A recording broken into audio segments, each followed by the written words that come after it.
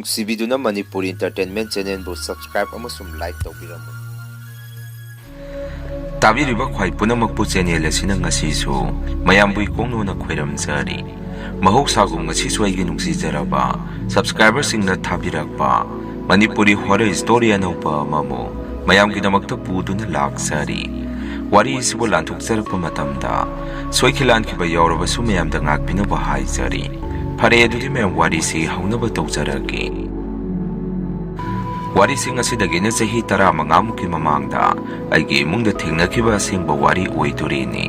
ꯑꯩꯒꯤ ꯃꯤꯡꯁꯤ ꯕꯤꯀꯥꯁ ꯀꯧꯖꯩ꯫ ꯏꯆꯤꯜ ꯏꯅꯥꯎ 2 ꯁꯨꯖꯩ, ꯏꯈꯥꯗ ꯏꯆꯟꯅꯨꯄꯤ ꯑꯃꯒ꯫ ꯏꯃꯥ ꯕꯕꯥ ꯄꯨꯄꯨꯒ ꯑꯩꯈꯣꯏ 5 ꯌꯨꯝ ꯑꯁꯤꯗ ꯂꯩꯖꯕꯅꯤ꯫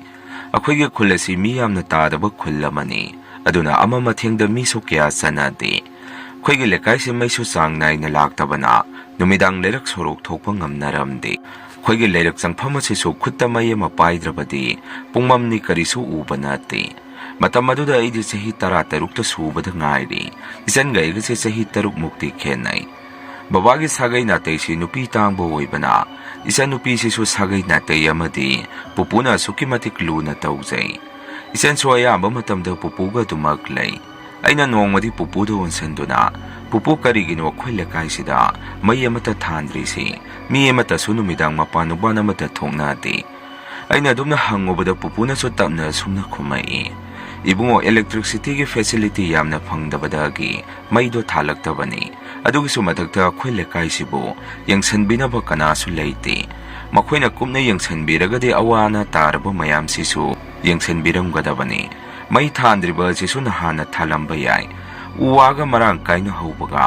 ꯃꯩꯅꯒ ꯃꯝꯕꯒ ꯑꯃ ꯃꯊꯦꯡꯗ ꯆꯠꯄ ꯀꯤꯅꯔꯕꯅꯤ꯫ ꯑꯗꯨꯒꯤꯁꯨ ꯃꯊꯛꯇ ꯑꯩꯈꯣꯏꯒꯤ ꯂꯩꯀꯥꯏꯁꯤ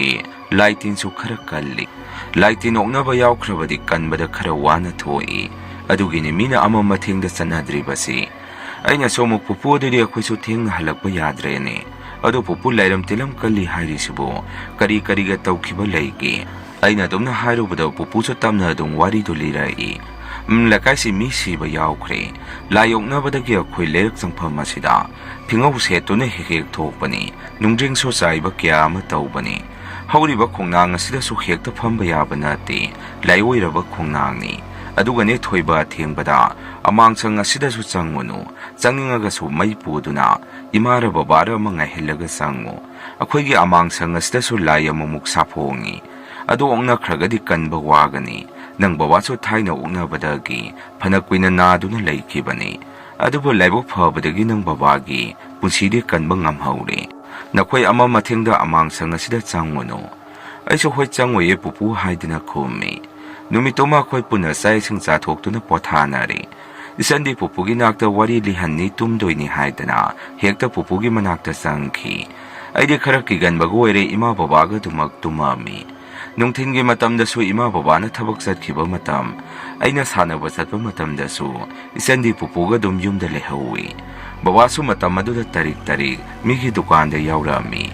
ꯑꯍꯤꯡꯁꯨ ꯊꯦꯡꯅ ꯍꯦꯛꯇ ꯍꯜꯂꯛꯏ꯫ ꯅꯣꯡꯃꯗꯤ ꯄꯨꯄꯨꯅ ꯕꯕꯥ ꯊꯕꯛ ꯆꯠꯂꯝꯗꯥꯏꯗꯨꯗ ꯊꯣꯔꯛꯇꯨꯅ ꯕꯕꯥꯗ ꯑꯁꯨꯝꯅ ꯍꯥꯏ, "ꯏꯕꯨꯡꯉꯣ, ꯅꯪ ꯊꯕꯛ ꯆꯠꯇꯣꯔꯕ꯭ꯔꯥ?" ꯕꯕꯥꯅꯁꯨ, "ꯍꯣꯏ ꯄꯥꯕꯨꯡ, ꯑꯩ ꯆꯠꯂꯒꯦꯅ ꯊꯣꯔꯛꯑꯕꯅꯤ." ꯄꯨꯄꯨꯅꯁꯨ, "ꯆꯠꯂꯣ, ꯑꯗꯨꯒꯅꯦ ꯅꯨꯃꯤꯗꯥꯡ ꯊꯦꯡꯅ ꯃꯝꯅꯗꯤ ꯍꯟꯖꯤꯜꯂꯛꯄꯗꯨ ꯇꯧꯒꯅꯨ꯫ ꯂꯥꯏ ꯇꯤꯟ ꯑꯣꯛꯅꯈ꯭ꯔꯒꯗꯤ ꯑꯁꯣꯏ ꯑꯉꯥꯝ ꯌꯥꯎꯅꯤ." ꯄꯨꯄꯨꯒꯤ ꯋꯥꯐꯝ ꯑꯗꯨꯗ ꯕꯕꯥꯁꯨ ꯊꯋꯥꯏ ꯁꯥꯗꯅ ꯑꯁꯨꯃꯥꯏꯅ ꯈꯨꯝꯃꯛꯏ, "ꯄꯥꯕꯨꯡ, ꯑꯗꯨꯒꯤꯕꯨ ꯍꯧꯖꯤꯛ ꯃꯇꯝꯁꯤꯗꯕꯨ ꯑꯁꯨꯛ ꯌꯥꯝꯅ ꯆꯥꯎꯈꯠꯂꯕ ꯀꯥꯟꯁꯤꯗ." ꯕꯕꯥꯒꯤ ꯋꯥꯗꯨ ꯇꯥꯔꯒ ꯄꯨꯄꯨꯅꯁꯨ, "ꯏꯕꯨꯡꯉꯣ, ꯂꯥꯏ ꯇꯤꯟ ꯊꯥꯖꯗꯕ ꯇꯧꯒꯅꯨ꯫ ꯃꯃꯥꯡꯗꯁꯨ ꯅꯪ ꯅꯁꯥꯗ ꯑꯣꯛꯅꯈ꯭ꯔꯕ ꯅꯠꯇ꯭ꯔꯣ? ꯑꯩꯈꯣꯏ ꯂꯩꯀꯥꯏꯁꯤꯗ ꯃꯥꯏꯕ ꯂꯩꯇꯦ, ꯀꯥꯎꯒꯅꯨ." ꯕꯕꯥꯅꯁꯨ, "ꯑꯗꯨꯗꯤ ꯀꯨꯏꯔꯕ ꯋꯥꯔꯤꯗꯨꯕꯨ ꯄꯥꯕꯨꯡ, ꯍꯧꯖꯤꯛꯇꯤ ꯀꯔꯤꯁꯨ ꯇꯧꯔꯔꯣꯏ." ꯁꯤ ꯍꯥꯏꯔꯝꯗꯨꯅ ꯊꯨꯅ ꯕꯕꯥꯁꯨ ꯆꯠꯂꯨꯈꯤꯒꯦ ꯍꯥꯏꯔꯝꯗꯨꯅ ꯆꯠꯈ꯭ꯔꯦ꯫ ꯄꯨꯄꯨꯁꯨ ꯃꯆꯤꯟꯗ ꯇꯞꯅ ꯁꯣꯟꯗꯨꯅ ꯂꯩꯍꯧꯏ꯫ ꯑꯣꯟꯊꯣꯛꯄ ꯑꯉꯥꯡꯅꯤꯀꯣ ꯃꯁꯤꯒꯤ ꯑꯉꯥꯡꯁꯤ꯫ ꯃꯥꯒꯤ ꯁꯨꯃꯥꯏꯅ ꯍꯦꯛ ꯂꯥꯏꯊꯣꯛꯄꯁꯤ ꯇꯧꯒꯅꯨ ꯍꯥꯏꯕꯅꯤ꯫ ꯈꯨꯊꯤꯔꯒ ꯈꯪꯒꯗꯕꯅꯤ꯫ ꯅꯨꯃꯤꯠꯁꯤꯒꯤ ꯅꯨꯃꯤꯗꯥꯡ ꯑꯁꯤꯗꯁꯨ ꯕꯕꯥꯁꯤ ꯄꯨꯡ ꯊꯦꯡꯉꯐꯥꯎ ꯕꯕꯥꯁꯤ ꯌꯨꯝꯗ ꯍꯜꯂꯛꯑꯝꯗꯦ꯫ ꯄꯨꯄꯨꯅꯁꯨ ꯊꯣꯔꯛꯇꯨꯅ ꯏꯃꯥꯗ ꯑꯁꯨꯝꯅ ꯍꯥꯏ, "ꯏꯕꯨꯡꯉꯣ, ꯑꯗꯨ ꯍꯜꯂꯛꯇ꯭ꯔꯤꯕꯣ ꯍꯧꯖꯤꯛ ꯐꯥꯎꯕꯣ?" ꯏꯃꯥꯅꯁꯨ, "ꯂꯥꯛꯇ꯭ꯔꯤꯌꯦ ꯕꯥꯖꯤ, ꯀꯩꯗꯧꯔꯕꯅꯣ ꯈꯪꯗꯦ꯫ ꯑꯉꯥꯡꯁꯤꯡꯁꯨ ꯆꯥꯛ ꯆꯥꯅꯗ꯭ꯔꯤꯕꯅꯤ." ꯄꯨꯄꯨꯅꯁꯨ, "ꯑꯗꯨꯗꯤ ꯆꯥꯊꯣꯛꯎꯔꯣ, ꯃꯥ ꯑꯗꯨꯝ ꯍꯜꯂꯛꯆꯔꯅꯤ꯫ ꯉꯁꯥꯏꯗꯅꯤ ꯑꯩꯅ ꯊꯦꯡꯅ ꯍꯜꯂꯛꯀꯅꯨ ꯍꯥꯏꯈꯤꯕꯗꯨ." ꯍꯥꯏꯅꯔꯤꯉꯩꯗ ꯕꯕꯥꯁꯤ ꯌꯨ ꯉꯥꯎꯔꯒ ꯊꯣꯡꯗꯣ ꯀꯟꯅ ꯊꯤꯜꯂꯛꯏ꯫ ꯏꯃꯥꯅ ꯊꯣꯡꯗꯣ ꯍꯥꯡꯕꯤꯔꯝꯃꯤ꯫ ꯕꯕꯥꯅ ꯍꯦꯛ ꯆꯪꯉꯛꯄꯒ ꯄꯨꯄꯨꯗ ꯑꯁꯨꯝꯅ ꯍꯥꯏ, "ꯄꯥꯕꯨꯡ, ꯍꯧꯖꯤꯛ ꯐꯥꯎꯕ ꯇꯨꯝꯗ꯭ꯔꯤꯕꯣ? ꯅꯣꯏꯕꯣ ꯆꯥꯛꯀ ꯆꯥꯅꯗ꯭ꯔꯤꯕꯣ?" Babana adumna hairubada pupuna ibungo nangse othongna gyan takhidre aina ngasaida natro kharanga na halu haikibado babana su pabung yada tawrini lambi na imanaba khara thengna dana pullure pupuna su phare phare angang singchu sak sadri haibani nakhoi punna sathok minaro si haiduna pupu su maning thongda thoke tawi babana su kaino pabung ahing asida kadai da thoke hairino pupuna su ai khongyam na hamningi amukta maning sangukhige si haramdona pupu su thuna maning da thoki babana su tamna mu sumna hai khoi pabunggi numidang maning sang mase amuk hauraba mali si haiduna khoi su babaga punna sak sathok minarami pupu su ayamba matamda numidang khudingi makhong hamba dum sangi aina su madu uraga pupu da sumna hangi kaino pupu numidang amang sangda sangunu hairaga pupu di nungtigi sangi pupu na amang sangda nungtigi sangi do kizadro pupu na su noktu na ingonda iso thoiba pupu di mai puraga sangbani napu khong hamninga agabu kamaina sangwai toino maduda ina su adudi pupu hayeng khaidi ai oina ngai biworo pupu na su nangde angang ni kizadro pupu di karisu tawroi aidi ahanni tanza adude isan na su tamna pupu da sumna hangi adudi pupu angang na sangagati ahana ngai daba yaroi ko pupu na su noide angang ni na noina numidangda changingaga su ima baba nga hello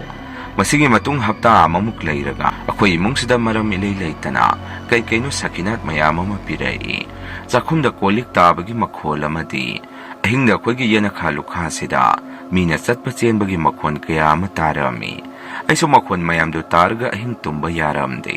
ayuk nungthinda so khoigi inkhon matol asida kwangna onsen duna khongami khong libudo taraduna pupuna tamna masinda sumna sonjai karino ne handak marak tawri iba mataw mayam sibo aigi inkhon matol asida kwaksina onsen dana khong ni sibo kaiguma sakinat amade piba man kreda aiso pupuna haribado tabadagi pupu kwangna khongagadi phate haibadaine ngasidi akhoi inkhonda khong ni se kaidok doijano aina adumna hangubada pupuna su kwangna khong basi phate hainai asi na thokali hai aduna na khoisu mapan thokano aina so hoit pupu haidana khoisi numidangi sak saba tongna duna tumnarami hanagi matawgum hamu isandi pupu ga dum pupugi ka da tummi aiso ima baba ga puna tummi aidi nupa oizaraga sumiki khara thigali tumluraga ina haugalakpaduda ahingi pung ani muktar ga leirami aiso karino makhol ama tarakhibadagi aisi mikap thorakpani ngayakti iso kaino khanduna tumina ngahak lei kanano amana kanna na hebage makhonse aina tarai aiso tamnarabu ningdana babaga imaga makhoi manakta sangduna hawdoi aina hawdokpaduda ima baba su taraduna tamna hawgalaga sumna hangai kaidawrage ibunga dangna ahinga sida amuk hawdori sina nati tumbaga yadrabo nangbo kaidawwa yawrage aina su baba nga saidagi nupa mana kanna na hebagi makhol amatai kadomdano khangde amukta thoga yengusi adumna harubada baba na su saungna noi se wanthongna pharak takreda tumbaga loina kaihalle nati hojikpo kanana karaidagi na heba makhono taduribano tummo tumina aiso baba na chairabaduda tumina mukhiptuna tumma themlami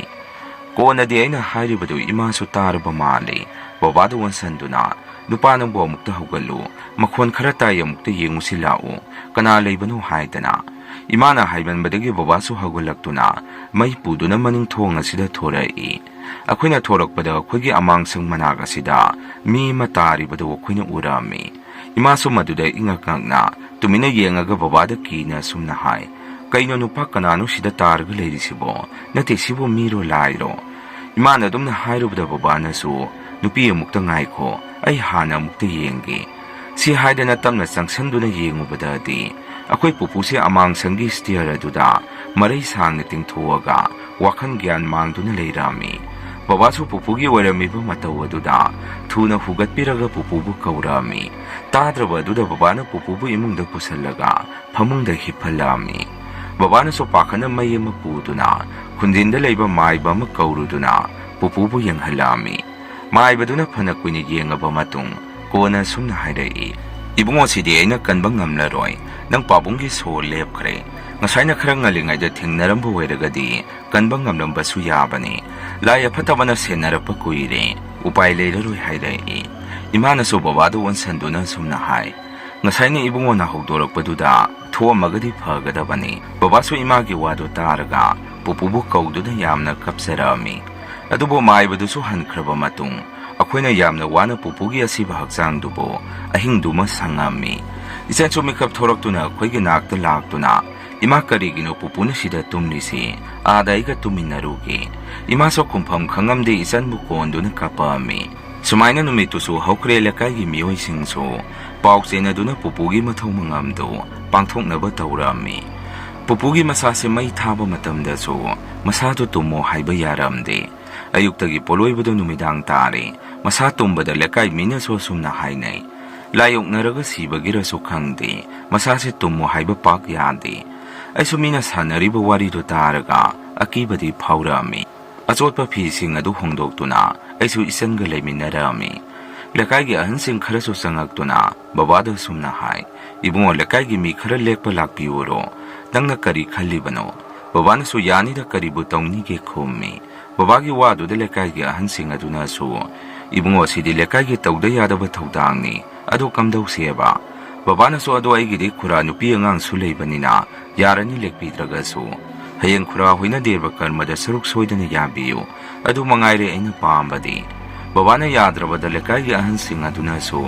ꯐꯔꯦ ꯐꯔꯦ ꯑꯗꯨꯗꯤ ꯑꯩꯈꯣꯏ ꯑꯃꯨꯛ ꯆꯠꯂꯨꯈꯤꯒꯦ ꯂꯥꯏꯔꯤꯛ ꯇꯥꯕꯗꯣ ꯑꯩꯈꯣꯏꯁꯨ ꯉꯟꯇꯥ ꯂꯥꯛꯑꯒ ꯌꯥꯎꯔꯒꯦ ꯁꯤ ꯍꯥꯏꯔꯝꯗꯨꯅ ꯂꯩꯀꯥꯏꯒꯤ ꯑꯍꯟꯁꯤꯡꯗꯨꯁꯨ ꯂꯣꯏꯅ ꯍꯟꯅꯈꯤꯔꯛꯑꯝꯃꯤ ꯑꯩꯈꯣꯏꯁꯨ ꯏꯃꯨꯡꯗ ꯆꯪꯉꯛꯇꯨꯅ ꯏꯃꯥꯅ ꯑꯩꯉꯣꯟꯗ ꯁꯨꯝꯅ ꯍꯥꯏ ꯏꯕꯨꯡꯉꯣ ꯅꯪ ꯅꯆꯟꯅꯨꯄꯤꯒ ꯑꯃꯨꯛꯇ ꯂꯩꯃꯤꯟꯅꯧ ꯏꯃꯥ ꯆꯥꯛ ꯈꯖꯤꯛꯇ ꯊꯣꯡꯀꯠꯂꯨꯈꯤꯒꯦ ꯑꯩꯁꯨ ꯍꯣꯏ ꯍꯥꯏꯗꯨꯅ ꯏꯆꯟꯒ ꯕꯕꯥꯒ ꯄꯨꯟꯅ ꯆꯥꯛꯁꯪꯗ ꯑꯗꯨꯝ ꯂꯩ ꯑꯩꯅꯁꯨ ꯕꯕꯥꯗ ꯑꯣꯟꯁꯤꯟꯗꯨꯅ ꯕꯕꯥ ꯑꯩꯈꯣꯏꯒꯤ ꯑꯃꯥꯡꯁꯤꯡꯁꯦ ꯆꯪꯕꯗ ꯀꯔꯤꯁꯨ ꯇꯧꯔꯣꯏꯗ꯭ꯔꯣ ꯕꯕꯥꯅꯁꯨ ꯀꯔꯤꯕꯨ ꯇꯧꯗꯣꯏꯅꯣ ꯏꯕꯨꯡꯉꯣ ꯌꯥꯔꯤꯈꯩ ꯑꯃ ꯃꯇꯦꯡꯗ ꯆꯪꯕꯤꯗ꯭ꯔꯒ ꯂꯣꯏꯔꯦ ꯑꯩꯅꯁꯨ ꯂꯩꯀꯥꯏ ꯃꯤꯅ ꯉꯁꯥꯏ ꯍꯥꯏꯅꯈꯤꯕꯗꯨ ꯃꯗꯨ ꯕꯕꯥꯗ ꯄꯥꯎ ꯇꯝꯃꯤ ꯑꯩꯒꯤ ꯋꯥꯗꯨ ꯇꯥꯔꯒ ꯕꯕꯥꯅ ꯑꯩꯕꯨ ꯀꯤꯗꯅꯕꯅꯤ ꯍꯥꯏꯗꯅ ꯊꯦꯝꯗꯨꯅ ꯁꯨꯝꯅ ꯍꯥꯏꯔꯛꯏ ꯀꯔꯤꯁꯨ ꯇꯧꯔꯣꯏꯗꯦ ꯏꯕꯨꯡꯉꯣ ꯑꯁꯤ ꯑꯅꯥ ꯌꯥꯎꯕ ꯏꯃꯨꯡ ꯍꯥꯏꯔꯤꯁꯤꯗꯤ ꯁꯈꯤꯅꯥꯠ ꯈꯔꯗꯤ ꯑꯗꯨꯝ ꯄꯤꯕꯅꯤ ꯑꯗꯨꯃꯛꯅ ꯑꯩꯈꯣꯏꯗ ꯀꯥ ꯍꯦꯟꯅ ꯑꯀꯤ ꯇꯨꯖꯨꯡꯕ ꯄꯤꯒꯗꯕ ꯅꯠꯇꯦ ꯁꯥꯏꯖꯤꯟ ꯁꯌꯥꯗ ꯗꯦꯕ ꯀꯔꯃ ꯂꯣꯏꯗ꯭ꯔꯤ ꯐꯥꯎꯗꯤ ꯂꯩ ꯍꯥꯏꯅꯕꯒꯤ ꯋꯥꯅꯤ ꯑꯗꯨꯅ ꯄꯨꯄꯨꯒꯤ ꯊꯋꯥꯏꯁꯤꯁꯨ ꯂꯩ ꯇꯥꯛꯄꯒꯤ ꯁꯥꯎꯝ ꯁꯌꯥ ꯈꯔ ꯄꯤꯔꯛꯄꯒꯤ ꯋꯥꯅꯤ ꯅꯨꯃꯤꯠꯇꯨꯃ ꯑꯩꯈꯣꯏꯁꯨ ꯆꯥꯛ ꯆꯥꯕ ꯌꯥꯗꯦ ꯑꯗꯨꯕꯨ ꯈꯖꯤꯛ ꯈꯖꯤꯛ ꯆꯥꯗꯨꯅ ꯑꯩꯈꯣꯏꯁꯦ ꯇꯨꯝꯕ ꯆꯪꯅꯔꯛꯑꯝꯃꯤ ꯅꯨꯃꯤꯠꯇꯨꯃꯗꯤ ꯑꯩꯁꯤ ꯏꯇꯣꯝꯗ ꯑꯩꯒꯤ ꯀꯥ ꯃꯆꯥ ꯑꯃ ꯂꯩꯔꯤꯕꯗꯨꯗ ꯇꯨꯝꯃꯤ ꯏꯆꯟꯗꯤ ꯑꯉꯥꯡꯁꯨ ꯑꯣꯏꯕꯅꯤꯅ ꯏꯃꯥ ꯕꯕꯥꯒ ꯑꯣꯏꯅ ꯇꯨꯝꯃꯒꯦ ꯍꯥꯏꯗꯅ ꯃꯣꯏꯒ ꯑꯣꯏꯅ ꯇꯨꯝꯃꯤꯟꯅꯈ꯭ꯔꯦ ꯑꯍꯤꯡꯒꯤ ꯃꯇꯝꯁꯤꯗ ꯑꯩꯅ ꯃꯤꯀꯞ ꯊꯣꯔꯛꯄꯗ ꯀꯔꯤꯅꯣ ꯈꯪꯗꯕ ꯃꯤꯅ ꯅꯥꯍꯦꯕꯒꯤ ꯃꯈꯣꯟꯁꯦ ꯑꯩꯅ ꯇꯥꯔꯛꯏ ꯑꯩꯁꯨ ꯀꯔꯤꯅꯣ ꯇꯥꯔꯤꯕ ꯃꯈꯣꯟꯁꯤꯕꯨ ꯈꯟꯗꯨꯅ ꯉꯥꯏꯍꯥꯛ ꯁꯨꯝ ꯇꯥꯗꯨꯅ ꯂꯩ ꯑꯗꯨꯕꯨ ꯇꯥꯔꯤꯕ ꯃꯈꯣꯜ ꯑꯗꯨ ꯑꯩꯒꯤ ꯅꯥꯛꯁꯤꯗ ꯍꯦꯟꯅ ꯍꯦꯟꯅ ꯅꯛꯅ ꯇꯥꯔꯛꯄꯒꯨꯝꯅ ꯇꯧꯔꯛꯏ ꯑꯩꯁꯨ ꯃꯈꯣꯜ ꯑꯗꯨ ꯍꯧꯅ ꯇꯥꯔꯛꯄꯗꯒꯤꯗꯤ ꯄꯨꯄꯨ ꯂꯩꯇꯕꯒꯤ ꯑꯍꯤꯡꯗ ꯇꯥꯔꯛꯈꯤꯕ ꯃꯈꯣꯜ ꯑꯗꯨꯒ ꯆꯞ ꯃꯥꯟꯅꯩ ꯈꯜꯂꯛꯑꯝꯃꯤ ꯑꯩꯁꯨ ꯋꯥꯈꯜꯗ ꯀꯩꯅꯣ ꯄꯨꯄꯨꯒꯤ ꯊꯋꯥꯏꯁꯤꯕꯨ ꯌꯦꯅꯈꯥꯁꯤꯗ ꯂꯩꯔꯕ ꯖꯥꯔꯥ ꯑꯩꯁꯨ ꯀꯤꯅ ꯀꯤꯅ ꯇꯨꯝꯕ ꯊꯦꯝꯗꯨꯅ ꯇꯨꯝꯊꯒꯦ ꯇꯧꯕꯁꯤꯗ ꯑꯃꯨꯛ ꯊꯣꯡꯗ ꯀꯅꯥꯒꯨꯝꯕ ꯑꯃꯅ ꯀꯣꯛ ꯀꯣꯛ ꯍꯥꯏꯗꯅ ꯊꯤꯟꯕ ꯃꯈꯣꯟ ꯇꯥꯔꯛꯏ ꯑꯩꯁꯨ ꯍꯤꯞꯀꯦ ꯇꯧꯔꯝꯕꯗꯨ ꯈꯪꯗꯨꯅ ꯑꯃꯨꯛ ꯐꯨꯛ ꯍꯧꯒꯠꯂꯛꯑꯝꯃꯤ ꯑꯗꯨꯕꯨ ꯊꯣꯡꯗ ꯊꯤꯜꯂꯛꯏꯕ ꯃꯈꯣꯜ ꯑꯗꯨꯗꯤ ꯂꯦꯞꯇꯅ ꯑꯗꯨꯃꯛ ꯇꯥꯔꯛꯑꯝꯃꯤ ꯑꯩꯁꯨ ꯀꯔꯤꯅꯣ ꯈꯟꯗꯨꯅ ꯍꯧꯒꯠꯇꯨꯅ ꯊꯣꯡꯗꯨ ꯇꯝꯅ ꯂꯥꯛꯄꯗꯗꯤ ꯑꯩꯒꯤ ꯇꯨꯡ ꯑꯁꯤꯗ ꯃꯤ ꯑꯃ ꯏꯟꯅꯔꯛꯄꯒꯨم ꯇꯧꯔꯛꯏ ꯑꯩꯁꯨ ꯇꯨꯡꯗ ꯁꯠ ꯂꯩꯊꯣꯛꯇꯨꯅ ꯀꯨꯌꯦꯡ ꯍꯦꯛ ꯌꯦꯡꯉꯤ ꯑꯗꯨꯕꯨ ꯀꯅꯥꯁꯨ ꯂꯩꯕꯗꯤ ꯎꯔꯝꯗꯦ ꯑꯩꯅ ꯊꯣꯡ ꯑꯗꯨ ꯍꯥꯡꯒꯦꯅ ꯇꯧꯕꯁꯤꯗ ꯕꯕꯥꯁꯨ ꯊꯣꯔꯛꯇꯨꯅ ꯁꯨꯝꯅ ꯍꯥꯏꯔꯛꯏ ꯏꯕꯨꯡꯉꯣ ꯀꯗꯥꯏꯗ ꯊꯣꯛꯀꯦ ꯍꯥꯏꯔꯤꯕꯅꯣ ꯅꯪꯅ ꯊꯣꯡ ꯍꯥꯡꯒꯦ ꯇꯧꯔꯤꯁꯤꯕꯣ ꯑꯩꯁꯨ ꯈꯪꯕꯣꯏ ꯂꯥꯛꯄꯣꯏ ꯕꯕꯥꯗ ꯕꯕꯥ ꯀꯅꯥꯅꯣ ꯈꯪꯗꯦ ꯑꯩꯈꯣꯏꯒꯤ ꯊꯣꯡꯁꯦ ꯊꯤꯜꯂꯛꯏ ꯑꯗꯨꯒꯤ ꯀꯅꯥ ꯂꯥꯛꯄꯅꯣ ꯌꯦꯡꯒꯦ ꯍꯥꯏꯗꯅ ꯊꯣꯡꯁꯦ ꯍꯥꯡꯒꯦ ꯇꯧꯕꯅꯤ ꯑꯩꯒꯤ ꯋꯥꯗꯨꯗ ꯕꯕꯥꯅꯁꯨ ꯆꯪꯉꯣ ꯆꯪꯉꯣ ꯑꯍꯤꯡ ꯑꯁꯤꯗ ꯀꯅꯥꯕꯨ ꯂꯥꯛꯇꯣꯔꯤꯅꯣ ꯅꯪꯒꯤ ꯋꯥꯈꯜꯅ ꯁꯣꯏꯗꯅ ꯑꯣꯏꯔꯝꯒꯅꯤ ꯅꯪ ꯅꯊꯟꯗ ꯇꯨꯝꯕ ꯀꯤꯔꯕ꯭ꯔꯣ ꯑꯩꯈꯣꯏꯒ ꯇꯨꯝꯁꯤꯔꯣ ꯑꯩꯁꯨ ꯌꯥꯅꯤꯗ ꯕꯕꯥ ꯑꯩ ꯇꯨꯝꯃꯨꯔꯒꯦ ꯁꯤ ꯍꯥꯏꯔꯝꯗꯨꯅ ꯑꯩꯁꯨ ꯑꯩꯒꯤ ꯀꯥꯗꯨꯗ ꯂꯥꯛꯑꯒ ꯑꯃꯨꯛ ꯇꯨꯝꯕ ꯊꯦꯝꯃꯝꯃꯤ ꯅꯨꯃꯤꯠꯁꯤꯃꯗꯤ ꯑꯩꯁꯨ ꯑꯗꯨꯃꯛ ꯇꯨꯝꯈꯤꯕ ꯈꯪꯍꯧꯗꯦ ꯎꯆꯤꯟ ꯅꯥꯆꯤꯟꯅ ꯅꯨꯃꯤꯠ 5ꯃꯨꯛꯇꯤ ꯍꯧꯈ꯭ꯔꯦ ꯅꯨꯡꯊꯤꯟꯒꯤ ꯃꯇꯝꯗꯁꯨ ꯑꯩꯈꯣꯏꯒꯤ ꯌꯨꯝꯁꯤꯗ ꯀꯔꯤꯒꯨꯝꯕ ꯑꯃ ꯃꯤ ꯑꯃ ꯂꯩꯕꯒꯤ ꯁꯥꯎꯝ ꯁꯌꯥꯁꯤ ꯑꯗꯨꯝ ꯈꯔ ꯃꯈꯩꯗꯤ ꯐꯪꯉꯤ ꯑꯩꯗꯤ ꯑꯌꯨꯛ ꯅꯨꯡꯊꯤꯟꯗ ꯐꯥꯎ ꯌꯨꯝ ꯑꯁꯤꯗ ꯏꯊꯟꯗ ꯂꯩꯕ ꯀꯤꯖꯔꯝꯃꯤ ꯑꯩꯒꯤ ꯀꯥꯗ ꯂꯩꯔꯤꯉꯩꯗꯁꯨ ꯄꯨꯄꯨꯒꯤ ꯀꯥꯁꯤꯗ ꯃꯤ ꯑꯃꯅ ꯃꯔꯨꯡ ꯃꯔꯨꯡ ꯁꯣꯟꯕꯒꯤ ꯃꯈꯣꯟꯁꯤ ꯑꯩꯅ ꯑꯗꯨꯝ ꯇꯥꯔꯛꯏ ꯑꯩꯁꯨ ꯀꯩꯅꯣ ꯄꯨꯄꯨꯒꯤ ꯀꯥꯁꯤꯗ ꯃꯔꯨꯡ ꯃꯔꯨꯡ ꯁꯣꯜꯂꯤꯁꯤꯕꯨ ꯀꯅꯥ ꯂꯩꯔꯤꯕꯖꯥꯠꯅꯣ ꯈꯟꯗꯨꯅ ꯄꯨꯄꯨꯒꯤ ꯀꯥ ꯇꯝꯅ ꯂꯥꯛꯇꯨꯅ ꯌꯦꯡꯉꯤ ꯑꯩꯅ ꯑꯗꯨꯝꯅ ꯌꯦꯡꯉꯨꯕꯗꯗꯤ ꯀꯅꯥꯁꯨ ꯂꯩꯔꯝꯗꯦ ꯑꯩꯁꯨ ꯀꯤꯗꯅ ꯑꯃꯨꯛ ꯊꯨꯅ ꯀꯥꯗꯨꯗꯒꯤ ꯃꯄꯥꯟꯗ ꯊꯣꯔꯛꯏ ꯑꯍꯤꯡꯒꯤ ꯃꯇꯝꯁꯤꯗꯁꯨ ꯑꯩꯒꯤ ꯅꯥꯀꯣꯡ ꯑꯁꯤꯗ ꯃꯤ ꯑꯃꯅ ꯀꯞꯄꯒꯤ ꯃꯈꯣꯜ ꯑꯃꯗꯤ ꯑꯩꯕꯨ ꯀꯧꯕꯒꯤ ꯃꯈꯣꯟꯁꯤ ꯑꯗꯨꯝ ꯇꯥꯔꯝꯃꯤ ꯑꯩꯁꯨ ꯋꯥꯈꯟꯗ ꯁꯨꯝꯅ ꯈꯟꯖꯩ, ꯇꯥꯔꯤꯕ ꯃꯈꯣꯟ ꯃꯌꯥꯝꯁꯤꯕꯨ ꯑꯩ ꯏꯊꯟꯇꯅ ꯇꯥꯔꯤꯕ ꯖꯥꯔꯥ ꯅꯠꯇ꯭ꯔꯒ ꯏꯃꯥ ꯕꯕꯥ ꯍꯣꯏꯁꯨ ꯇꯥꯅ ꯇꯥꯁꯤꯟꯅꯗ꯭ꯔꯤꯕ ꯖꯥꯔꯥ ꯈꯜꯂꯝꯃꯤ꯫ ꯑꯩꯅ ꯑꯁꯨꯝꯅ ꯈꯟꯗꯨꯅ ꯂꯩꯔꯤꯉꯩ ꯄꯨꯄꯨꯒꯤ ꯀꯥꯁꯤꯗ ꯏꯆꯟꯒꯤ ꯃꯈꯣꯟ ꯃꯥꯟꯕ ꯑꯃꯅ ꯅꯣꯛꯄꯒꯤ ꯃꯈꯣꯟꯁꯤ ꯑꯃꯨꯛ ꯇꯥꯔꯛꯏ꯫ ꯑꯩꯁꯨ ꯍꯟꯗꯛ ꯑꯃꯨꯛ ꯇꯥꯔꯤꯕ ꯃꯈꯣꯜ ꯑꯗꯨꯗꯗꯤ ꯀꯥꯗ ꯂꯩꯕ ꯉꯝꯗ꯭ꯔꯗꯨꯅ ꯊꯨꯅ ꯇꯥꯔꯤꯕ ꯃꯈꯣꯜ ꯑꯗꯨ ꯀꯗꯣꯝꯗꯅꯣ ꯈꯟꯗꯨꯅ ꯁꯨꯝ ꯂꯥꯛꯄꯗꯗꯤ ꯇꯥꯔꯤꯕ ꯃꯈꯣꯟꯁꯤ ꯄꯨꯄꯨꯒꯤ ꯀꯥꯗꯒꯤ ꯑꯣꯏꯗꯨꯅ ꯂꯩꯔꯝꯃꯤ꯫ ꯃꯄꯥꯟꯗ ꯄꯨꯅꯥ ꯊꯥꯗꯨꯅ ꯂꯣꯟꯗꯨꯅ ꯊꯝꯕ ꯀꯥꯗꯨ ꯃꯌꯥ ꯀꯥꯗꯨꯅ ꯍꯥꯡꯉꯒ ꯂꯩꯔꯝꯃꯤ꯫ ꯑꯩꯁꯨ ꯀꯤꯕ ꯍꯦꯟꯃꯟꯗꯅ ꯕꯕꯥꯒꯤ ꯀꯥꯗ ꯆꯪꯗꯨꯅ ꯕꯕꯥꯕꯨ ꯍꯧꯗꯣꯛꯑꯝꯃꯤ꯫ ꯑꯩꯅ ꯑꯗꯨꯝꯅ ꯍꯧꯗꯣꯛꯎꯕꯗ ꯏꯃꯥ ꯕꯕꯥꯁꯨ ꯍꯧꯒꯠꯂꯛꯇꯨꯅ ꯀꯩꯗꯧꯔꯒꯦ ꯀꯔꯥꯏꯗ ꯆꯠꯇꯣꯏꯅꯣ ꯍꯪꯉꯛꯏ꯫ ꯑꯩꯅꯁꯨ ꯕꯕꯥ ꯏꯆꯟꯒꯤ ꯈꯣꯟꯖꯦꯜ ꯃꯥꯟꯕ ꯑꯃ ꯄꯨꯄꯨꯒꯤ ꯀꯥꯗꯒꯤ ꯃꯈꯣꯟ ꯇꯥꯏ꯫ ꯑꯩꯒꯤ ꯋꯥꯗꯣ ꯇꯥꯔꯒ ꯕꯕꯥꯒ ꯏꯃꯥꯒꯅꯁꯨ ꯋꯥꯈꯜ ꯑꯣꯏꯔꯨꯗꯕꯗꯨ ꯃꯈꯣꯏꯒꯤ ꯃꯅꯥꯛꯇ ꯏꯆꯟꯁꯨ ꯇꯨꯝꯕ꯭ꯔꯥ ꯌꯦꯡꯉꯝꯃꯤ꯫ ꯑꯗꯨꯝꯅ ꯌꯦꯡꯉꯨꯕꯗꯗꯤ ꯏꯆꯟꯁꯦ ꯐꯃꯨꯡꯗ ꯂꯩꯔꯝꯗꯦ꯫ ꯕꯕꯥꯅꯁꯨ ꯑꯩꯉꯣꯟꯗ ꯅꯆꯟ ꯑꯣꯏꯔꯝꯒꯅꯤ, ꯁꯤꯗ ꯂꯩꯇꯦ ꯂꯥꯛꯎ ꯌꯦꯡꯉꯨꯁꯤ ꯁꯤ ꯍꯥꯏꯗꯨꯅ ꯄꯨꯄꯨꯒꯤ ꯀꯥꯁꯤꯗ ꯆꯪꯉꯛꯄꯗ ꯏꯆꯟꯁꯦ ꯃꯊꯟꯇ ꯅꯣꯛꯇꯨꯅ ꯂꯩꯔꯝꯃꯤ꯫ ꯏꯃꯥꯅ ꯊꯨꯅ ꯆꯪꯁꯟꯗꯨꯅ ꯏꯆꯟꯕꯨ ꯄꯝꯗꯨꯅ, ꯏꯆꯥꯊꯣꯏꯕꯤ ꯅꯪꯗꯤ ꯁꯤꯗ ꯀꯩꯗꯧꯔꯤꯅꯣ ꯑꯍꯤꯡꯁꯤꯗ? ꯏꯃꯥꯅ ꯑꯗꯨꯝꯅ ꯍꯪꯉꯨꯕꯗ ꯏꯆꯟꯁꯨ ꯅꯣꯛꯇꯨꯅ ꯇꯞꯅ ꯁꯨꯝꯅ ꯈꯨꯝꯃꯛꯏ꯫ ꯏꯃꯥ ꯅꯣꯏꯅ ꯄꯨꯄꯨ ꯂꯩꯇ꯭ꯔꯦ ꯄꯨꯄꯨ ꯁꯤꯈ꯭ꯔꯦ ꯍꯥꯏꯔꯤꯕꯗꯨ ꯄꯨꯄꯨꯗꯤ ꯃꯥꯒꯤ ꯀꯥꯁꯤꯗ ꯑꯗꯨꯝ ꯂꯩ꯫ ꯅꯣꯏꯅ ꯑꯩꯕꯨ ꯄꯨꯄꯨꯒꯤ ꯃꯅꯥꯛꯇ ꯇꯨꯝꯍꯟꯗꯦ꯫ ꯑꯩ ꯄꯨꯄꯨꯅ ꯅꯨꯡꯇꯤꯒꯤ ꯑꯗꯨꯝ ꯋꯥꯔꯤ ꯂꯤꯕꯤ꯫ ꯑꯩꯈꯣꯏꯁꯨ ꯏꯆꯟꯅ ꯍꯥꯏꯔꯤꯕ ꯋꯥꯗꯨ ꯇꯥꯔꯒ ꯇꯨ ꯆꯣꯡꯈꯤꯕ ꯈꯪꯍꯧꯗꯦ꯫ ꯕꯕꯥꯅꯁꯨ ꯏꯆꯟꯕꯨ ꯊꯦꯝꯗꯨꯅ ꯁꯨꯝꯅ ꯍꯥꯏ, ꯏꯆꯥꯊꯣꯏꯕꯤ ꯅꯪ ꯍꯌꯦꯡꯈꯩ ꯄꯨꯄꯨꯒꯤ ꯀꯥꯗ ꯆꯪꯕ ꯌꯥꯗꯦ꯫ ꯄꯨꯄꯨꯗꯤ ꯀꯥꯁꯤꯗ ꯂꯩꯇ꯭ꯔꯕꯅꯤ꯫ ꯅꯪ ꯕꯨꯠ ꯀꯤꯗ꯭ꯔ ꯕꯨꯠꯅ ꯅꯪ ꯆꯥꯖꯈꯤꯅꯤ꯫ ꯏꯆꯟꯁꯨ ꯕꯕꯥꯒꯤ ꯋꯥꯗꯨ ꯇꯥꯔꯒ ꯑꯃꯨꯛ ꯁꯥꯎꯅ ꯁꯨꯝꯅ ꯍꯥꯏꯔꯛꯏ, ꯅꯣꯏꯅ ꯈꯪꯗꯕꯒꯤꯅꯤ ꯄꯨꯄꯨꯗꯤ ꯁꯤꯗ ꯑꯗꯨꯝ ꯂꯩ꯫ ꯄꯨꯄꯨꯅ ꯑꯩꯕꯨ ꯀꯧꯕꯒꯤ ꯆꯪꯉꯤꯅꯤ꯫ ꯕꯕꯥꯅꯁꯨ ꯏꯃꯥꯒ ꯑꯩꯒꯗ ꯁꯨꯝꯅ ꯍꯥꯏꯔꯛꯏ, ꯑꯉꯥꯡꯁꯤ ꯄꯨꯊꯣꯔꯛꯑꯣ ꯊꯣꯛꯅꯕ ꯇꯧꯁꯤ, ꯀꯥꯁꯤ ꯊꯣꯡ ꯂꯣꯟꯁꯜꯂꯝꯃꯁꯤ꯫ ꯑꯩꯈꯣꯏꯁꯨ ꯑꯃꯨꯛ ꯊꯨꯅ ꯀꯥꯗꯨꯗꯒꯤ ꯊꯣꯔꯛꯇꯨꯅ ꯀꯥꯗꯨꯕꯨ ꯊꯣꯡ ꯂꯣꯟꯁꯟꯗꯨꯅ ꯊꯅꯝꯃꯤ꯫ ꯑꯩꯈꯣꯏꯁꯨ ꯇꯁꯦꯡꯅ ꯀꯥꯗꯨꯗ ꯄꯨꯄꯨꯒꯤ ꯊꯋꯥꯏꯗꯨ ꯂꯩꯔꯕꯣꯏ ꯅꯤꯡꯉꯝꯃꯤ꯫ ꯑꯍꯤꯡꯗ ꯃꯤꯅ ꯀꯞꯄꯒꯤ ꯃꯈꯣꯟ, ꯅꯥꯍꯦꯕꯒꯤ ꯃꯈꯣꯟ ꯀꯌꯥꯁꯤ ꯑꯗꯨꯃꯛ ꯑꯍꯤꯡꯗ ꯇꯥꯕ ꯐꯪꯉꯤ꯫ ꯏꯆꯟꯁꯨ ꯊꯤꯕ ꯈꯪꯗꯦ ꯇꯧꯔꯒ ꯄꯨꯄꯨꯒꯤ ꯀꯥꯗ ꯑꯗꯨꯝ ꯃꯥꯁꯤ ꯆꯪꯗꯨꯅ ꯂꯩꯔꯝꯃꯤ꯫ ꯆꯪꯗꯅꯕ ꯕꯕꯥꯅ ꯐꯨꯕ ꯆꯩꯕ ꯇꯧꯔꯒꯁꯨ ꯃꯗꯨ ꯄꯨꯝꯕ ꯀꯥꯟꯅꯗꯦ꯫ ꯃꯇꯝꯗꯤ ꯁꯨꯝ ꯍꯧꯖꯟꯈꯤ ꯄꯨꯄꯨꯒꯤ ꯁꯣꯔꯥꯁꯤ ꯍꯌꯦꯡꯅꯤ ꯍꯥꯏꯕꯁꯤꯒꯤ ꯑꯍꯤꯡ ꯑꯁꯤꯗ ꯑꯩꯁꯨ ꯈꯣꯡ ꯍꯥꯝꯅꯤꯡꯉꯛꯇꯅ ꯃꯤꯀꯞ ꯊꯣꯔꯛꯑꯝꯃꯤ꯫ ꯑꯩꯅ ꯃꯤꯀꯞ ꯊꯣꯔꯛꯄꯗ ꯄꯨꯡ ꯌꯦꯡꯉꯨꯕꯗ ꯄꯨꯡꯁꯦ 12 ꯈꯔ ꯍꯦꯟꯗꯨꯅ ꯂꯩꯔꯝꯃꯤ꯫ ꯑꯩꯁꯨ ꯑꯩꯕꯨ ꯍꯧꯖꯤꯛꯄꯨ ꯈꯣꯡ ꯍꯥꯝꯕ ꯊꯣꯛꯎꯁꯤꯔꯅꯦ ꯅꯠꯇ꯭ꯔꯒ ꯇꯣꯛꯑꯁꯤꯔꯅꯦ ꯈꯜꯂꯝꯃꯤ꯫ ꯑꯩꯅ ꯑꯗꯨꯝꯅ ꯈꯜꯂꯤꯉꯩꯗ ꯌꯥꯝꯅ ꯀꯟꯕ ꯈꯣꯟꯖꯦꯜꯗ ꯅꯥꯍꯦꯕꯒꯤ ꯃꯈꯣꯟꯁꯦ ꯑꯩꯅ ꯑꯃꯨꯛꯀꯁꯨ ꯇꯥꯔꯛꯏ꯫ ꯑꯩꯁꯨ ꯇꯥꯔꯛꯏꯕ ꯃꯈꯣꯜ ꯑꯗꯨꯗ ꯄꯨꯄꯨ ꯂꯩꯇꯕꯗꯣ ꯑꯃꯥꯡꯁꯪꯗꯅꯤ ꯍꯥꯏꯅ ꯅꯤꯡꯁꯤꯡꯉꯛꯏ꯫ ꯑꯩꯁꯨ ꯈꯣꯡ ꯍꯥꯝꯅꯤꯡꯕꯗꯣ ꯑꯃꯨꯛꯁꯨ ꯈꯥꯡꯖꯤꯟꯗꯨꯅ ꯂꯩꯔꯝꯃꯤ꯫ ꯑꯗꯨꯕꯨ ꯈꯣꯡ ꯍꯥꯝꯅꯤꯡꯕꯁꯦ ꯁꯨꯝ ꯍꯦꯟꯖꯜꯂꯛꯇꯅ ꯑꯩꯒꯤ ꯏꯁꯥꯁꯤꯗ ꯃꯤ ꯑꯃꯅ ꯀꯧꯕꯒꯨꯝ ꯃꯄꯥꯟ ꯑꯁꯤꯗ ꯌꯥꯝꯅ ꯊꯣꯛꯅꯤꯡꯕ ꯑꯃꯁꯨ ꯐꯥꯎꯔꯛꯑꯝꯃꯤ꯫ ꯑꯩꯁꯨ ꯇꯞꯅ ꯇꯞꯅ ꯃꯅꯤꯡ ꯊꯣꯡ ꯑꯗꯨꯗ ꯊꯣꯔꯛꯏ꯫ ꯑꯩꯅ ꯊꯣꯔꯛꯄꯗ ꯑꯩꯒꯤ ꯇꯨꯡꯁꯤꯗ ꯃꯤ ꯑꯃ ꯏꯟꯅꯔꯛꯄꯒꯨꯝ ꯑꯗꯨꯝ ꯇꯧꯔꯛꯏ꯫ ꯑꯗꯨꯕꯨ ꯅꯨꯃꯤꯠꯁꯤꯗꯗꯤ ꯑꯩꯒꯤ ꯏꯁꯥꯁꯤ ꯑꯄꯨꯅꯕ ꯑꯃꯅ ꯄꯨꯕꯒꯨꯝ ꯑꯩꯒꯤ ꯍꯛꯆꯥꯡꯁꯤ ꯀꯔꯤꯅꯣꯝ ꯏꯇꯧ ꯇꯧꯏ꯫ ꯁꯨꯝ ꯊꯣꯔꯛꯄꯗꯨꯅ ꯑꯃꯥꯡꯁꯪꯒꯤ ꯃꯄꯥ ꯌꯧꯔꯛꯄꯁꯤꯗ ꯄꯨꯄꯨꯒꯤ ꯃꯁꯛ ꯃꯑꯣꯡꯗꯧꯅ ꯇꯧꯕ ꯑꯃ ꯑꯩꯒꯤ ꯃꯤꯠꯁꯤꯗ ꯎꯔꯛꯑꯝꯃꯤ꯫ ꯑꯩꯁꯨ ꯎꯔꯤꯕꯗꯨ ꯃꯨꯟꯅ ꯌꯦꯡꯗꯨꯅ ꯀꯟꯅ ꯀꯟꯅ ꯂꯥꯎꯔꯛꯑꯝꯃꯤ꯫ ꯑꯩꯅ ꯑꯗꯨꯝꯅ ꯂꯥꯎꯕꯗꯨꯗ ꯏꯃꯥ ꯕꯕꯥꯁꯨ ꯊꯣꯔꯛꯇꯨꯅ, ꯀꯩꯗꯧꯔꯒꯦ ꯏꯕꯨꯡꯉꯣ ꯅꯪꯅ ꯑꯗꯨ ꯀꯟꯅ ꯂꯥꯎꯔꯤꯗꯨꯅ? ꯅꯠꯇꯦ ꯅꯪꯕꯨ ꯁꯤꯗ ꯀꯩꯗꯧꯔꯤꯅꯣ? ꯑꯩꯅꯁꯨ ꯕꯕꯥ ꯑꯩ ꯈꯣꯡ ꯍꯥꯝꯅꯤꯡꯉꯦ ꯍꯥꯏꯗꯅ ꯊꯣꯔꯛꯄꯅꯤ꯫ ꯄꯨꯄꯨꯒꯤ ꯃꯁꯛ ꯃꯑꯣꯡꯗꯧꯅ ꯇꯧꯕ ꯑꯃ ꯑꯁꯥꯏꯗ ꯂꯦꯞꯇꯨꯅ ꯂꯩꯔꯝꯃꯤ꯫ ꯕꯕꯥꯅꯁꯨ ꯅꯠꯇꯦ ꯅꯪꯕꯨ ꯑꯩꯈꯣꯏ ꯍꯧꯗꯣꯔꯛꯄ ꯌꯥꯗ꯭ꯔꯣ? ꯅꯊꯟꯗ ꯁꯤꯗ ꯊꯣꯛꯑꯝꯃꯤꯁꯤꯕꯨ ꯀꯔꯤꯒꯤꯅꯣ? ꯑꯩꯅꯁꯨ ꯕꯕꯥ ꯑꯩꯁꯨ ꯈꯪꯗꯦ, ꯏꯁꯥꯁꯦ ꯃꯤꯅ ꯀꯧꯔꯛꯄꯒꯨꯝ ꯑꯗꯨꯝ ꯇꯧꯔꯛꯏ꯫ ꯕꯕꯥꯒ ꯏꯃꯥꯒꯅ ꯑꯩꯕꯨ ꯄꯨꯁꯟꯕꯤꯗꯨꯅ ꯏꯃꯨꯡꯗ ꯑꯃꯨꯛ ꯆꯪꯉꯛꯏ꯫ ꯑꯗꯨꯕꯨ ꯑꯍꯤꯡꯁꯤꯃꯛꯇꯗꯁꯨ ꯑꯀꯤ ꯇꯨꯖꯨꯡꯕ ꯃꯌꯥꯝ ꯑꯃ ꯄꯤꯔꯛꯏ꯫ ꯑꯍꯤꯡꯗꯨꯃ ꯑꯩꯈꯣꯏꯁꯨ ꯌꯥꯝꯅ ꯋꯥꯅ ꯅꯣꯡꯉꯥꯟꯕ ꯉꯥꯏꯗꯨꯅ ꯂꯩ꯫ ꯅꯣꯡꯉꯥꯜꯂꯕꯗ ꯁꯣꯔꯥꯠꯀꯤ ꯁꯦꯝ ꯁꯥꯗꯨꯅ ꯄꯣꯠ ꯆꯩ ꯋꯥꯠꯇꯅꯕ ꯂꯥꯛꯏꯕ ꯃꯌꯥꯝꯗꯨꯒꯤ ꯀꯣꯏꯆꯦꯟ ꯆꯦꯟꯗꯨꯅ ꯍꯣꯠꯅꯔꯝꯃꯤ꯫ ꯄꯨꯄꯨꯒ ꯇꯤꯟꯅꯔꯝꯕ ꯈꯪꯅ ꯆꯥꯟꯅꯔꯝꯕ ꯑꯃꯗꯤ ꯂꯩꯀꯥꯏꯒꯤ ꯃꯤ ꯃꯌꯥꯝ ꯑꯃꯁꯨ ꯁꯔꯨꯛ ꯌꯥꯗꯨꯅ ꯁꯣꯔꯥꯠꯇꯨꯕꯨ ꯐꯖꯅ ꯄꯥꯡꯊꯣꯛꯑꯝꯃꯤ꯫ ꯅꯨꯃꯤꯗꯥꯡꯒꯤ ꯃꯇꯝ ꯑꯁꯤꯗꯁꯨ ꯉꯥꯇꯪꯕ ꯇꯧꯗꯨꯅ ꯌꯨꯝ ꯁꯦꯡꯗꯣꯛꯇꯨꯅ ꯁꯥꯒꯩ ꯅꯥꯇꯩ ꯂꯩꯀꯥꯏꯒꯤ ꯃꯤ ꯃꯌꯥꯝ ꯑꯃ ꯆꯥꯛ ꯄꯤꯖꯔꯝꯃꯤ꯫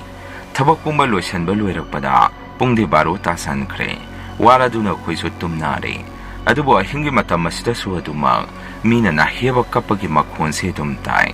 ꯑꯩꯈꯣꯏꯁꯨ ꯃꯈꯣꯟꯗꯣ ꯇꯥꯔꯕꯗ ꯏꯃꯥꯅ ꯕꯕꯥꯗ ꯁꯨꯝꯅ ꯍꯥꯏ, ꯅꯨꯄꯥꯁꯤꯗꯤ ꯐꯕ ꯀꯧꯕ ꯂꯩꯇ꯭ꯔꯦ, ꯀꯝꯗꯧꯅꯤ? ꯃꯥꯏꯕ ꯑꯃꯇꯪ ꯇꯥꯟꯅꯔꯒ ꯄꯥꯕꯨꯡꯒꯤ ꯀꯔꯤ ꯄꯦꯟꯗꯕ ꯂꯩꯕꯅꯣ ꯃꯗꯨ ꯑꯃꯨꯛꯇꯪ ꯈꯪꯗꯣꯛꯄꯅ ꯐꯒꯅꯤ꯫ ꯏꯃꯥꯒꯤ ꯋꯥꯗꯨꯗ ꯕꯕꯥꯅꯁꯨ ꯌꯥꯗꯨꯅ, ꯍꯣꯏꯠ ꯑꯗꯨꯅ ꯐꯔꯅꯤ ꯅꯨꯄꯤ, ꯍꯌꯦꯡꯁꯦ ꯃꯥꯏꯕ ꯑꯃ ꯀꯧꯗꯨꯅ ꯌꯦꯡꯍꯜꯂꯁꯤ꯫ Numitusu wana hawkre nonganbaga, babana maiba amabu kauduna yenghalami. Maibaduna phana kuina yengapa matung. Ahal adugi mathwai mamido mana laikidaba, mafam asaida adum lairi, adunani ahingda noi aki akhang piribadu. Hanadaisu asai mapada, lai fataba kundina aduna lairiba singasina, mi amadi punabadum honarapa kuire, nakhwege imungdagi, aduna imung asida aki akhang kaya ama tauri ibani. Adubo karisu khalurano, aina phanaba loina sillagi, lai amtang khwiram thokige, adumaina maibaduna hairai. Masigi matung maibaduna lai khwiramaba matung, hojikti karisu tauraroi ay amuk yaukrage ko, nakhwaisu nungaina lehawro. Si haramduna maibadusu lai khwirambirammaga thuna adum chatkre. Asumna numit kharani hawkre maibaduna yengbiramdana, imung asida aki tujungba tauramba kayadu, tamna phaki. Hojikti aisu college loisanduna, thabak masa ama tawba ngamjare. Ima babaga puna ingna sikna, imung asida leiba ngamjare. Mayam ahamagi warisi matang asayda loijare. Anisuba warisi muk mayamda khudun tamjare. Warisi chahi tara mukki mamangda thokiba thawdu amagi warini. Aigi mingsi Silvia kauzai, leifamna nongpok sangmai adumdagini. Aigi ichilinaukse ahumni nupani nupi amani. Aigi thakta ibung ani leijai. Aigi imungse lau singu khara tawjaraga, matamgi thabak khara suraga hingba imungni. Aigi ibung ahal asina Romesh kawi, aduga ibung yai masina Martin kawi. Ainadi ibung ahal asida Tasaw kawi, aduga ibung yai masidana Tayay kawi. Matamduda akhoi bababu pokpa ibokti laikidre, ipudi adum haksang phana leiri. Aisi nupi itomdaga pokpaga akhoi imung manungna, aisi adum luna tawi. Aigini hairabadi baba ima Tasaw Tayay, pupu hoina ngamnaba adum honabi, aduna idi chaba thakpa setpa chaba, adum ining tamjarami. Matamaduda ibung ahansina sahi 30 muk sure, aduga ibung yaimana sahi 9 surakpa matamni. Akhoi Tasawdi private job masa ama tawjare, aduga akhoi Tayayna, matamaduda pochai thindok thinjin tawbagi, thabak haibadi delivery boy oina thabak tawjarami. Akhoigi yomse khungi khara manung changba, mafam jaga amada leibani. Aduna dukan phawda chatke hairagasu, adum lamjaw tana thokpa tarami. Akhoigi hek awang thangbada yumthangnariba imung asi, yamna phaba imungni. Makhoigi imung ase akhoigi imunga, adum nungsi chanana, arei leita tathok tasin tawduna, hingminarakpa imungni. Imung asida leiriba asina Kaka Suresh ka, magi nupi Indumcha Binita ga, Kaka Suresh ki mapa mamaga punna leibani. Kaka Suresh ki machanupa sahi 5 suba masu leiri. Matamaduda ina class 10 ga karakpa matamada waidani. Akhoi yumthangnariba Kaka Suresh ki, nupi Indumcha Binita si, makhoigi ani suba masado mirolami. Indumcha Binita si yamna sumabuk mara yamna tapi. Aibusu yamna luna sana dum tawbi. Isang ahawa mahek thongba matamda, aigini haidana tingkot masa amada khara haptuna, hekta thinbirai. Makhoigi imung asisu ka hena nungaiba imung dinasadi. Kaka Suresu okto thawba miyoini, aduna yumda thengna themna dum halakpasi, magi mahausani. Matamni sum haujankhibana December tha su yoksalai. Matam asida Indumcha Binita si, tha 8 mapung phare haidana, imana su sakamuktang kauge haiduna. Nongma numit ama Indumcha Binita si, akhoigida sak kaubirami. Numito imana nga saring masa amaga, laphu ironba matawbirami. Indumcha Binita na su yamna hawi haiduna, numito akhoichi haraw sak tudum saminay. Matamdi sum haujankhibana Indumcha Binita si, tha sujalakpadagi hospital da, numit kharani leiro hairakpadagi. Magi nupagi oktoda makhoichi angangi ningthana chingba, dakar oigadaba pochaidu loina haptuna chatkhi. Hospital da leiribasi Kaka Suresh ki mama ibok radega, Kaka Suresh ka leibani. Kaka Suresh ki mapa aduga masanupa aduga na yumda lehawdurini. Kaka Suresh marak-marakta yumda dung ngahak-ngahak, awada pa yengboy na yumda kumlaaga, amuk hospital da dumsatpani. Asumna Indumcha Binita na angang unabagi hospital da leikiba matam asida. Makhoiga tainaba mapa sawaida, khoi imungna mamangda mukphok tawrokhidiba mawongda, kari-karino sawum saya khara phangba haurai. Numidangna mapalimban thubada, makhoiga tainaba sambal adomdagi, angang macha amana kapagi makhonsi, akhoigi imungna haipet tarami. Akhoisu ahambadadi karisu khalludi, adubo apikpa angangna kapagi makhonsi, masikhak natana sorot saran, kay no mi chatpa tawbagi makhonsi, adum taba phangami. Atamnana torchlight kaaptuna yenguragasu karisu amuk leiramde. Nongma numit ama ima sa ahingda makong hamningi haiduna aibu haudorai. Aiso sauri imagi matung inaduna. Ima na toilet changbadu mapanda ngaiduna leirami.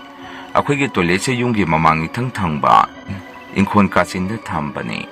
Toilet maningda laphu panbi khara swadum hawi. Ima na toilet changkhraba matung aina toilet ki thongda hairap ngathaduna lepaga ima thorakpa ngairami. Aigi mang asidana le macha amasu thanduna thamlibani. Asumna sum leiringai matam asida kaka Suresh hoigi yum adomdagi amuba migi saban manba ahum mari mukpuna khut samnaba matawgumna sumang matonda leplibadu makhugi mangongi electric bulb adugi menganda aina urai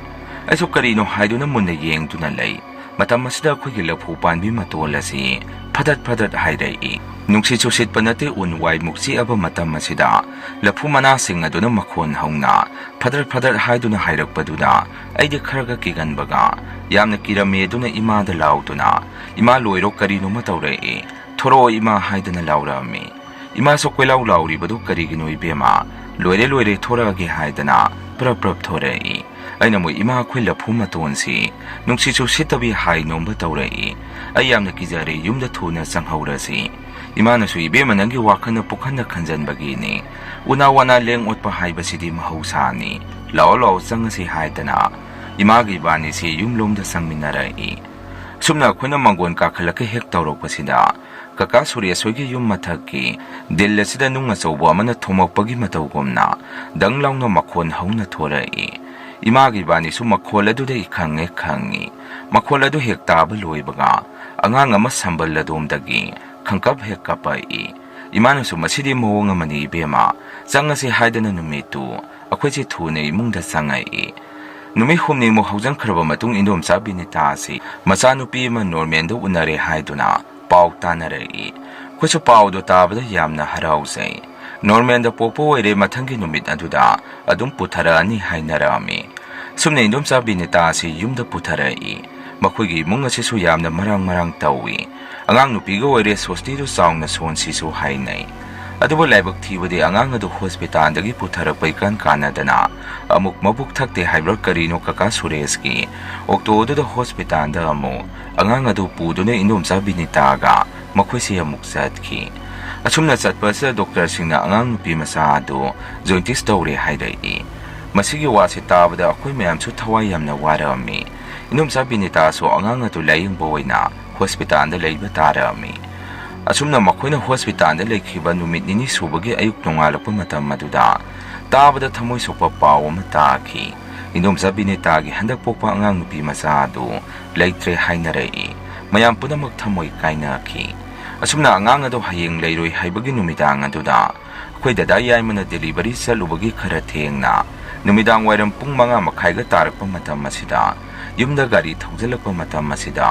kaka Suresh hoigi thonga ladomda apikpa angangi saban gumna tawba mami ama sat thonga ladomda sangkhibadu uhawi hai masida sunatana numidang athengbada angang apikpa amana hauna kapagi makhon se yamna tarami numito khoi mungse kibadagi mapan thoamde khoigi wakhanda su karino kainomadi thokadaba mali haibasi jingnaduna lakhrabani asumna angang adu su yumda putharakle chanabagi matungina angang adugi tofom thokpa mathau adu su pangthokre indom sabini taga kaka Suresh kadi wakhandu iphak phakchenduna lei adubo angang masa amana kapagi makhol asidi ahing khudingi tabadi lepamdi kaka Suresh hoigi yunggi koibasida sorok sarak angang apikpa amana wana kapaga chatpa makhon sudum tai dakagi missing sina so ama mathengda angang macha ama makhoigi thonga ladumda sum leirambasi ui hainarai mayam su kinabadagi numidang mapani ban kaya thongnaramde kaka Suresh na su nongmadi magi sumangda khamduna thamibo okto manungdagi angang kapagi makhon tabasi thengna ki hai mayam maraksida khwaidagi thengnagalisi akhoigi tayai sini madi pochagi thindok thinjin chatpanina thengna mamna dum halai numitu so babani imada sumna hai nasa nupa yai madubo halaktribo kaidawrajano mai adugi thabak to tohanda yararoi inkodong asina marol ama karino masum tawsalakpaga imana somuk yariba misumi masagi thabakni akhoina bo kari sembi sabige ꯃꯥꯏꯁꯨ ꯃꯥꯏ ꯉꯝꯅꯕ ꯍꯣꯠꯅꯖꯔꯤꯅꯤ. ꯕꯕꯥꯅꯁꯨ ꯑꯃꯨꯛ ꯅꯨꯄꯤ ꯅꯪꯒꯤꯗꯣ ꯃꯔꯩ ꯑꯃꯔꯣꯝꯗ ꯆꯠꯈ꯭ꯔꯦ. ꯑꯩꯅ ꯍꯥꯏꯕꯅ ꯑꯗꯨꯃꯛꯁꯨ ꯍꯦꯛ ꯍꯥꯏꯕ ꯅꯠꯇꯦ. ꯍꯧꯖꯤꯛ ꯑꯣꯏꯔꯤꯕ ꯃꯑꯣꯡꯁꯤꯗ ꯁꯨꯝ ꯉꯟꯅ ꯍꯜꯂꯛꯑꯒꯗꯤ ꯐꯩ ꯍꯥꯏꯕꯅꯤ.